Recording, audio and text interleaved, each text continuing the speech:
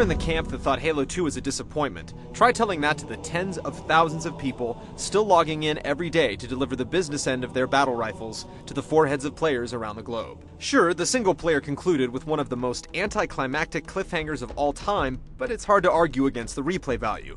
After 3 long years, Master Chief is finally ready to finish the fight. Should you?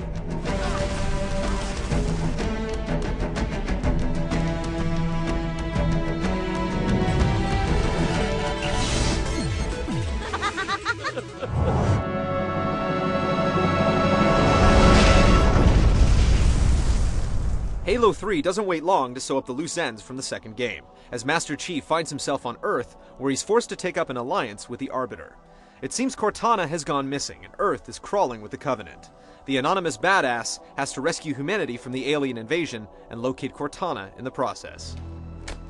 With the Arbiter as sidekick, Halo 3 could have easily turned into a bad buddy cop story. However, it's handled with deft hands, as the motivations of each character create constant tension and second-guessing throughout.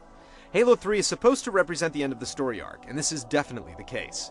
Some heavy stuff goes down without the melodramatic meter busting its needle. Ma'am, squad leaders are requesting a rally point. Where should they go?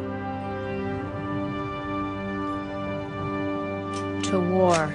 And while the story doesn't transcend the genre, it's some pretty engrossing stuff. Just be warned, if you haven't played the prior games, you might want to brush up on your basics, or you'll find yourself lost.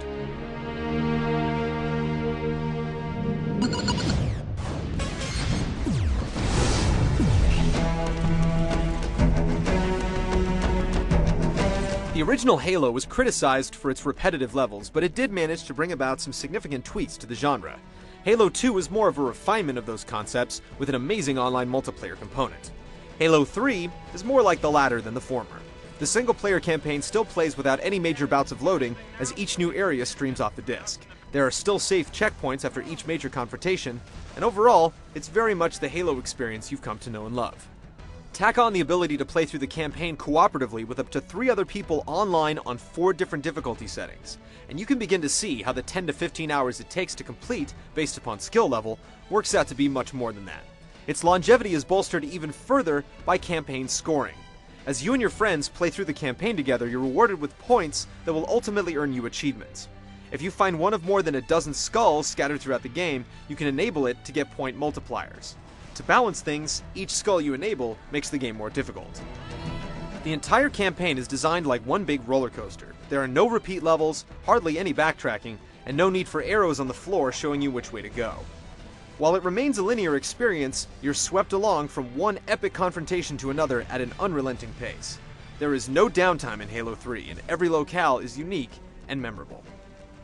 Then there's the 16-player multiplayer. If you're one of the people still playing Halo 2, you might as well clear your calendar now, and for the next several years. Halo 3 is loaded with that much content. There are 11 different maps on the disc, and each has its own distinct personality and requirements for success. Some consist of tight quarters, where respawning can't happen soon enough, and the battle ebbs and flows back and forth like a seesaw. And then you have the classic county-sized maps, where vehicles and organized transport play a much larger role. And then there are the ones in between, where infantry and transport are important in equal measure. Everything from the weapon and vehicle placement to the terrain has been perfectly balanced to facilitate heated online hostilities. When you do grow tired of them, you can always turn to the Forge option. Here you can build your own maps and game types right down to where every last weapon and object is placed. You're given templates to work from, and the interface is so easy to use that your imagination is free to run wild.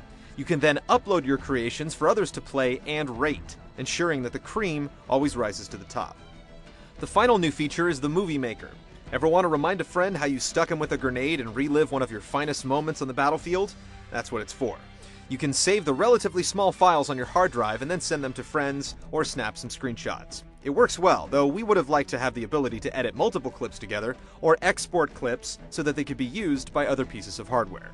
Halo 3 is like your girlfriend's vacation suitcase. It is bursting at the seams. There's so much to play and fiddle with that we can't imagine getting more entertainment value out of $60.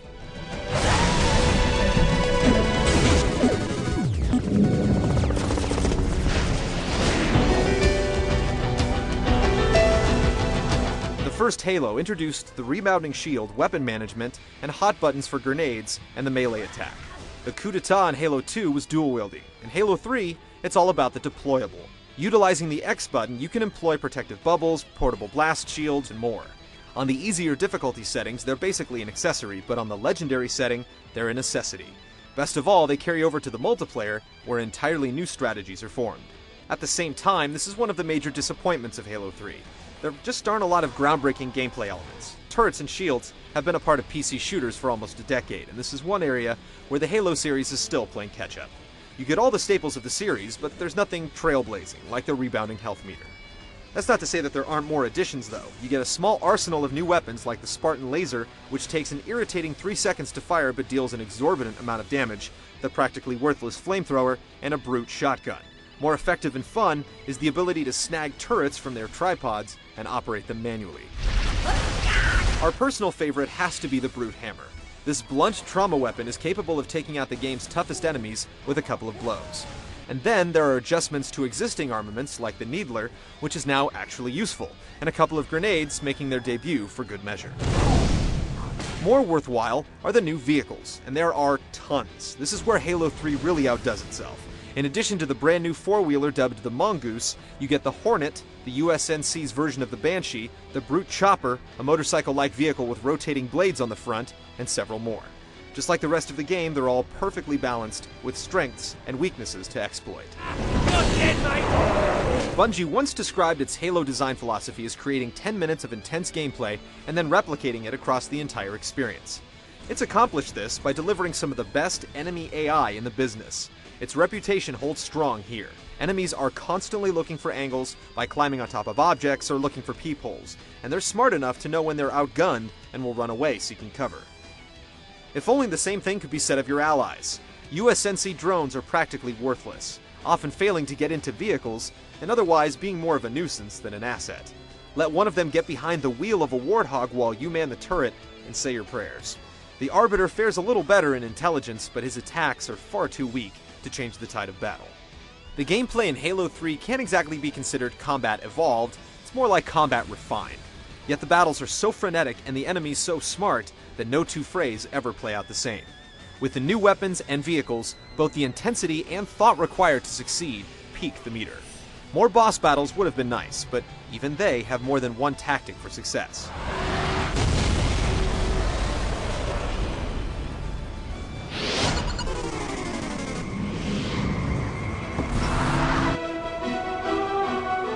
The first two Halo games set technical benchmarks on the consoles, but this is one area where Halo 3 will be a disappointment for some.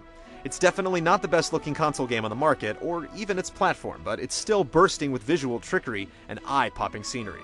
It also manages to run in a rock-solid clip while splashing literally dozens of enemies across the display, all engaged in combat with explosions, vehicle damage, and some incredible physics commencing at once.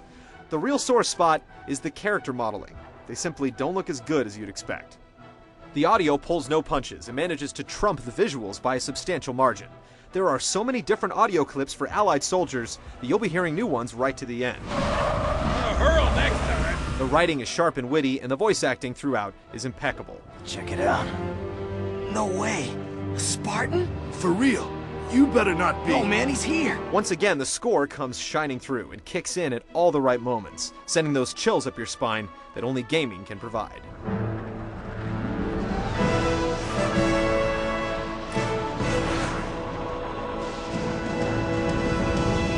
All ships, fire at will.